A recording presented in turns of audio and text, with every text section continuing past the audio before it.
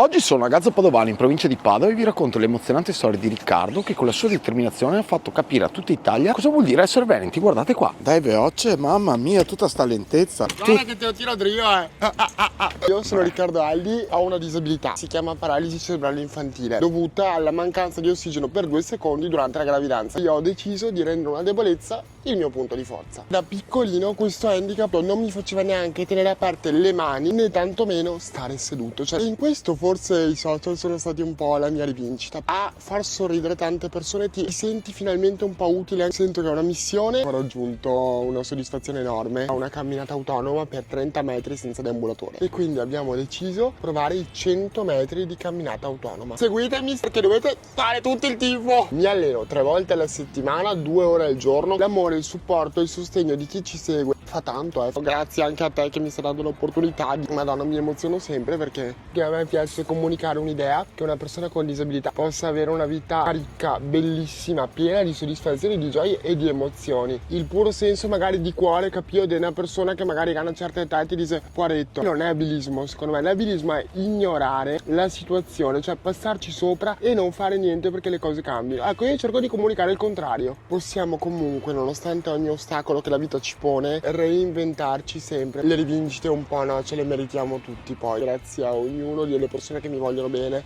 sono riuscito a prenderla e anche un po' grazie a me. Ecco, infatti volevo dirlo. L'amore può superare ogni cosa. Comunque te mi sembri un bullo, te lo dico. Su TikTok siamo a 4 milioni e sapete come si fa? Ascoltando le proprie passioni trasforma, ok, la disabilità in un punto di forza. Quando ascolti le tue passioni fate qualcosa che rimanga, che lasci il segno.